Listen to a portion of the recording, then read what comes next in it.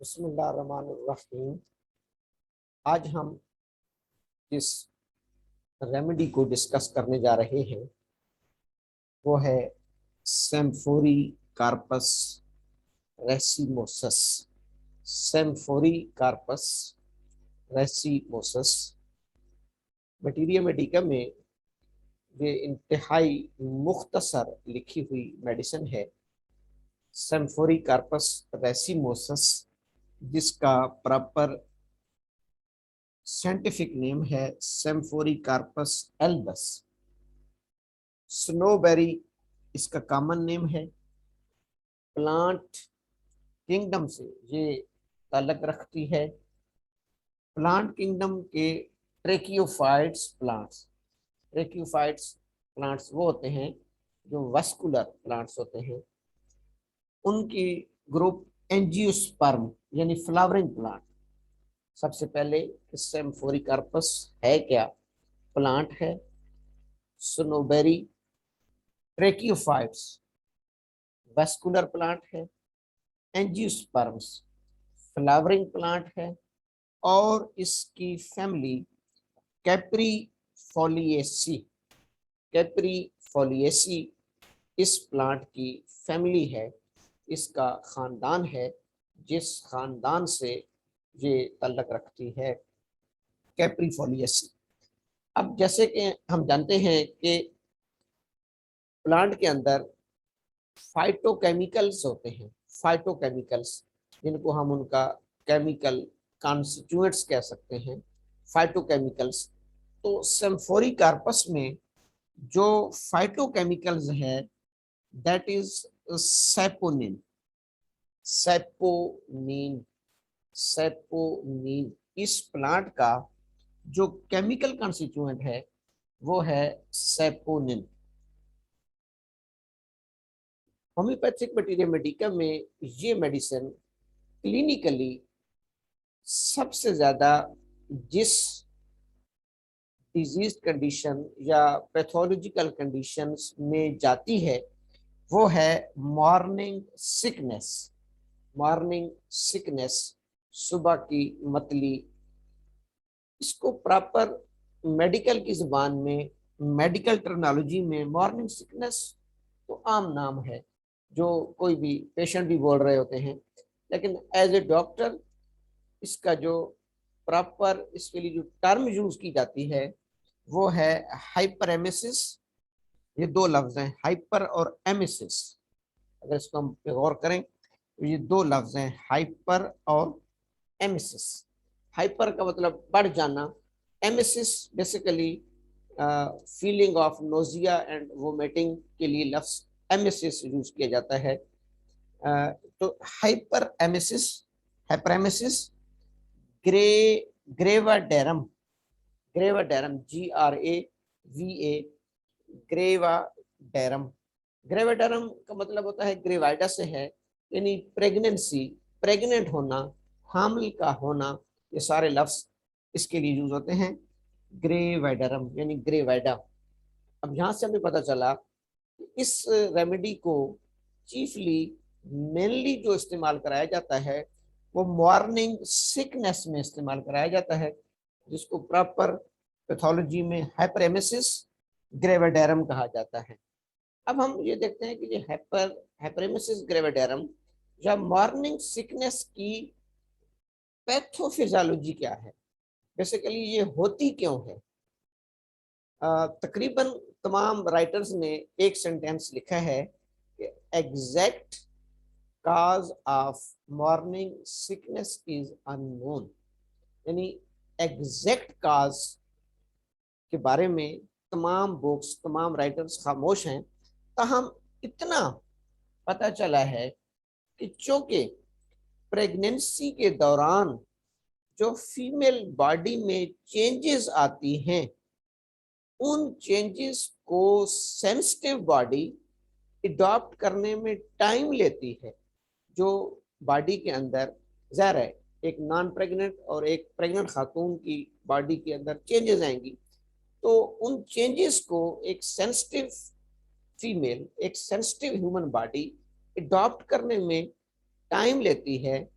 इसलिए वो इस कैफियत को दरमियान में महसूस करती है, जिसको मॉर्निंग सिकनेस या हाइपरेमेसिस ग्रेविडारम कहा जाता है। इसके बारे में एक और चीज है कि तकरीबन ये उन खवातीन में ज्यादा होती है जो फर्स्ट टाइम माँ बन रही होती हैं, जो फर्स्ट टाइम प्रेग्नेंट होती हैं, जो फर्स्ट टाइम कंसीव करती हैं, जिनको हम प्राइमरी ग्रेवाइडा कहते हैं, प्राइमरी ग्रे ग्रेवेडा, प्राइमरी ग्रेवेडा। और मल्टी ग्रेवेडा कहा जाता है जो female more than one times pregnant हो चुकी होती है। इसी तरीके से प्राइमरी पारा जो पहली दफा माँ बन रही है, मल्टी पारा बार बार मनी टाइम्स माँ बन चुकी है। तो एक तो ये इसमें है कि ये प्राइमरी ग्रेवेडा में ज्यादा होती है, यानी जो खातून फर्स्ट टाइम प्रेग्नेंट होती है। दूसरी चीज, प्रेगनेंसी 9 मंथ पर मुश्तमिल है, जिनको हम 3 ट्राइमिस्टर्स में डिवाइड करते हैं, पहला, दूसरा, तीसरा मंथ, चौथा, पांचवा, छठा मंथ, और सातवां, आठवां, 9 मंथ। तो इसमें जो फर्स्ट ट्राइमिस्टर है, यानी पहला दूसरा मंथ, फर्स्ट ट्राइमिस्टर, इसमें ये मॉर्निंग सिकनेस ज्यादा होती है मोस्टली फीमेल्स में, और फिर आहिस्ता आहिस्ता बॉडी उसको एडजस्ट कर लेती है। अब रिसर्च में ये चीज साबित हुई कि ये मॉर्निंग सिकनेस क्यों होती है। इसकी जो मेन वजह है वो, जब कोई भी खातून कंसीव करती है, प्रेग्नेंट होती है, तो उसका ओवा जाइगोट में कन्वर्ट होता है with the mating of sperm, और फिर जाइगोट जाकर यूट्रस की इनर मोस्ट लाइनिंग के साथ एम्बीड होता है। तो वहां से एक हार्मोन्स रिलीज होता है जिसको HCG कहा जाता है, HCG,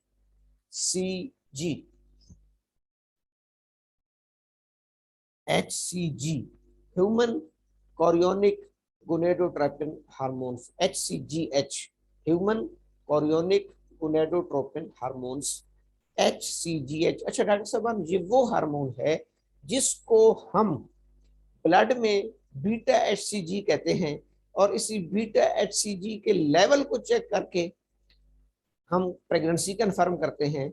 और या फिर यूरिन में जो प्रेगनेंसी टेस्ट किया जाता है यूरिन में, वो भी इसी HCG को चेक करने के लिए किया जाता है कि आया HCG यूरिन में आ रहा है या नहीं आ रहा, और ब्लड में कितना आ रहा है। क्यों कि एक नॉन प्रेग्नेंट खातून, हत्ता कि मेल में भी तकरीबन 2, 3, 4 नैनोग्राम्स पर ml तक ये आ रहा होता है, यानी 2 नैनोग्राम्स 3, 4 तक बीटा HCG आ रहा होता है, मेल में भी और नॉन प्रेग्नेंट खवातीन में भी। प्रेगनेंसी में ये इंक्रीज कर जाता है ग्रेटर देन 5,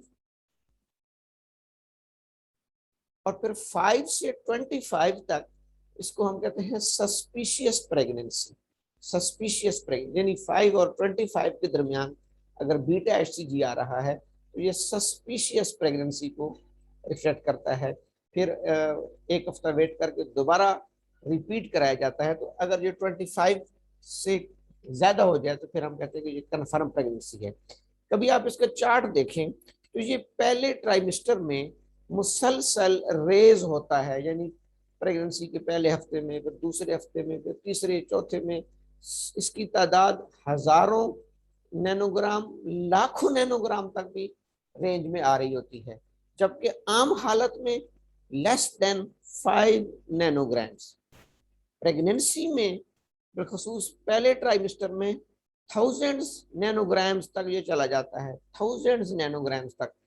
तो यही वजह है कि अब एक फीमेल की बॉडी में HCG 2 नैनोग्राम्स था, और अब प्रेगनेंसी के बाद वो 1000 नैनोग्राम तक चला गया है। तो इस चेंज की वजह से रिसर्चर ने फिजिशियन ने लिखा है कि इस चेंज की वजह से फीमेल जो चेंज महसूस करती है, जो चेंजेस महसूस करती है, उनमें एक चेंज मॉर्निंग सिकनेस है, एक चेंज सुबह की मतली है, जो इस हार्मोन्स के इंक्रीज होने की वजह से। दूसरा एस्ट्रोजन, एस्ट्रोजन और प्रोजेस्ट्रॉन, क्योंकि उसको जाइगोट को, एम्ब्रियो को सपोर्ट देने के लिए मुसलसल प्रोजेस्ट्रॉन का लेवल भी बढ़ रहा होता है और एस्ट्रोजन का भी। तो एक तो इसकी वजह यह है मॉर्निंग सिकनेस की कि इन हार्मोनल इंक्रीज की वजह से मॉर्निंग सिकनेस की फीलिंग्स आती हैं, क्योंकि वही बॉडी 2-3 नैनोग्राम्स बीटा एचसीजी पे थी ब्लड के अंदर, और अब उसी बॉडी के ब्लड में बीटा एचसीजी हजारों नैनोग्राम्स तक पहुंच रहा है। इस चेंज की वजह से मॉर्निंग सिकनेस होगी। दूसरा, क्योंकि प्रेगनेंसी के दौरान जो फीमेल का मेटाबॉलिक रेट है, यानी उसको मेटाबॉलिज्म करने की जो रफ्तार है, वो 15% बढ़ जाती है, जिसको हम BMR भी कहते हैं, बेसिक मेटाबॉलिक रेट उसका BMR इंक्रीजेस अप टू 15%। एक तो ये चेंज आ गई।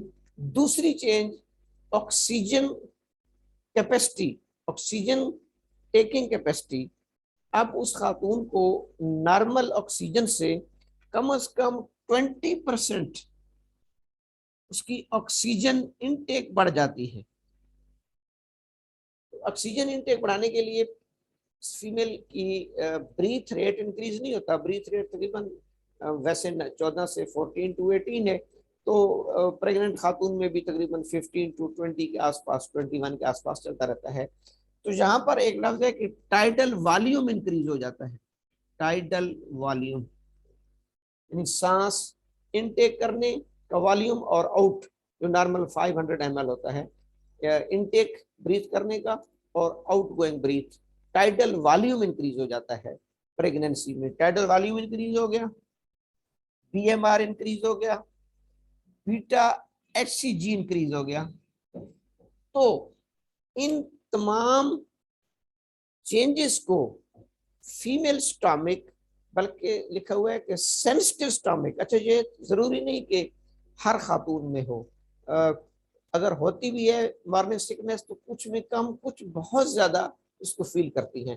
इसलिए बुक्स ने जहां पे लफ्ज लिखा है सेंसिटिव स्टोमिक, सेंसिटिव स्टोमिक इन चेंजेस को फौरी तौर पर एकोमोडेट नहीं कर सकता, जिसकी वजह से उसके अंदर इंजाइम्स की डिसबैलेंसिंग होती है और वो खातून मतली यानी फ्रीक्वेंट नोजिया और वोमिटिंग, जिसको हाइपरेमेसिस कहा जाता है, और हाइपरेमेसिस ग्रेवेडम यानी प्रेगनेंसी के दौरान वो मुसलसल मतली कै को महसूस करती रहती है। अब ये तो था इसकी पैथोफिजियोलॉजी। जो इस मेडिसिन सेम्फोरिकार्पस रेसिमोसस एल्बस, इसकी जो इसका जो केमिकल कंस्टिट्यूएंट है, जिसका जिक्र मैं पहले कर चुका हूं, सैपोनिन, सैपोनिन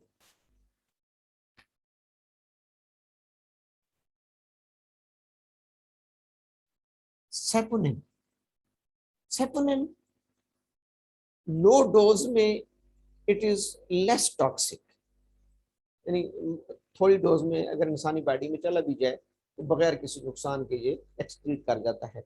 लेकिन अगर इसको ओवर डोज में, हाई डोज में, ओवर डोज में इंसानी बॉडी में दाखिल किया जाए तो इसकी जो टॉक्सिसिटी है ये हाईली टॉक्सिक हो जाता है, और हाईली टॉक्सिक होने की वजह से ये सिम्टम्स प्रोड्यूस करता है। अगर आप कभी गूगल पे लिखें toxicity of saponin, toxicity of saponin, तो बड़ा ही मैं खुद पढ़ के बड़ा हैरान रह गया कि टॉक्सिसिटी ऑफ सैपोनिन में वही इलामात लिखी हुई हैं जो हमारे मटीरियल मेडिका में लिखी हुई हैं। मसलन हाइपर साल्वेशन, सलेवा का बढ़ जाना, hyper salivation, nausea, vomiting, diarrhoea, loss of appetite. Hypersalivation, nausea, vomiting, diarrhoea, loss of appetite, यही सिम्टम्स आपको एक प्रेग्नेंट खातून में भी मिलेंगी, और बिलखसूस प्राइमरी ग्रेवाइडा में और फर्स्ट ट्राइमेस्टर में, उसमें भी यही चीज़ें आती हैं। कुछ खवातीन का सलेवा की सेक्रेशन भी बढ़ जाती है, साथ नोजिया, वोमिटिंग, मॉर्निंग सिकनेस भी होती है, डायरिया भी हो सकता है। तो यहाँ पर डॉक्टर साहबान हमारी फिलॉसफी के मुताबिक लाइक्स की और लाइक्स की और लाइक्स, सिमिलिया सिमिलिबस क्योरेंटर का जो हमारा रूल है, यानी सेपोनिन की पिक्चर, सेपोनिन की ड्रग पिक्चर और एक प्रेग्नेंट खातून की क्लिनिकल पिक्चर, सेपोनिन की ड्रग पिक्चर और एक प्राइमरी ग्रेवाइडा फीमेल पेशेंट की क्लिनिकल पिक्चर आपस में क्लोजली मैच कर रही है। सेपोनिन की पिक्चर, ड्रग पिक्चर, टॉक्सिसिटी, और प्राइमरी ग्रेवाइडा यानी जो बिलखसूस जो फर्स्ट टाइम प्रेग्नेंट हुई है खातून या कोई भी प्रेग्नेंट खातून ग्रेवाइडा, उसकी क्लिनिकल पिक्चर्स सेपोनिन की ड्रग पिक्चर्स के साथ वेरी वेरी क्लोजली मैच कर रही है। इस वजह से एज पर फिलॉसफी लाइक्स की और लाइक्स, इसी सेम्फोरी कार्पस को जब हम डाइल्यूशंस में देते हैं, लो पोटेंसी में भी दे सकते हैं क्योंकि ये लेस टॉक्सिक है, लेकिन एक्सपेरिमेंट्स में लिखा हुआ है कि 200 के बेहतर रिजल्ट्स हैं। सेम्फोरी corpus 200C, which is medium to high potency, 200C, 200C gives the best results। जब हम इसी सेम्फोरी कार्पस यानी इसी सेम्पोनिन को हम पोटेंटाइज किसको कर रहे हैं, सेम्पोनिन को, इसी सेम्पोनिन को जब हम डाइल्यूट करते हैं, पोटेंटाइज करते हैं और इस हद तक पोटेंटाइज कर देते हैं उसके अंदर कोई भी टॉक्सिक पार्टिकल बाकी नहीं रहता, और वो जब हम अप्लाई कराते हैं इस पेशेंट पर, तो लाइक्स के और लाइक्स के तहत जो इलामात सेपोनिन प्रोड्यूस कर रही है वही इलामात जो कि हमें क्लिनिकल पिक्चर में मिल रही थी। तो अब सेपोनिन की डाइल्यूशन, सेपोनिन की potency, potentized power will act as a curative power of for the human body। उस ह्यूमन बॉडी के लिए इसकी ये पोटेंसी, ये डाइल्यूशंस क्यूरेटिव पावर का किरदार अदा करेगी और उसकी सिम्टम्स को सबसाइड कर देगी। ये इसका फिजियोलॉजिकल एक्शन है। पहले हमें थोड़ी सी मॉर्निंग सिकनेस की पैथोफिजियोलॉजी समझनी चाहिए कि उसमें वो चेंजेस आती क्यों हैं, फिर वही चेंजेस हमें अपने मेडिका में कहाँ मिली, सेपोनिन में। बाकी में भी हैं लेकिन करीब तरीन किसमें मिली, सेपोनिन में। इसलिए हर राइटर ने अपने मेडिका में सेम्फोरी कार्पस को लिखा है फॉर द मॉर्निंग सिकनेस, सुबह की मतली के लिए। प्लांट है, plant kingdoms, vegetable source racemosus या albus, snowberry, tracheophytes, angiosperms, caprifoliaceae family, saponin इसका केमिकल कॉन्स्टिट्यूएंट्स। थैंक यू, अस्सलाम।